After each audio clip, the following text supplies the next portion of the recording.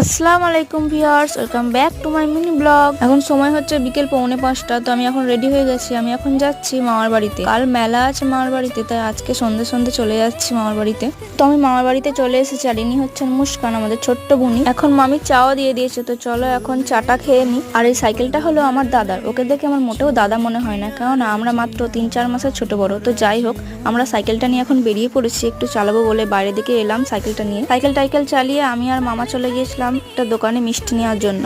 এই মেলার সবচেয়ে স্পেশাল জিনিস হলো এই মিষ্টি। যখন নানা ছিল তখন নানার সাথে মেলায় গিয়ে ওখান থেকে সকালে মিষ্টি কিনে নিয়ে আসতাম বালতি বালতি করে। আর মেলা থেকে মিষ্টি কেনা হয় না, কারণ এখন আর আগের মতো মেলায় ভালো মিষ্টি তৈরি হয় না। তো আমরা একটা দোকান থেকে কিনে নিয়ে এসেছিলাম। এই দোকানটায় প্রায় 12 রকম মিষ্টি ছিল। তো ওখান থেকে একটা বালতি করে মিষ্টি নিয়ে চলে এলাম। বাড়ি এসে বুনির আমার কাছে আবদার যে ওকে নেল পলিশ পরিয়ে দিতে হবে। তো ছোট বুনি একটু ছোট মতো আবদার করেছে, সেটা একটু পূরণ করার চেষ্টা করলাম। তো ওকে নেল পলিশটা এখন পরিয়ে দিই। আর তোমরা আরো মিনি ব্লগ দেখার জন্য আমার চ্যানেলটাকে প্লিজ সাবস্ক্রাইব করে দাও। আল্লাহ হাফেজ।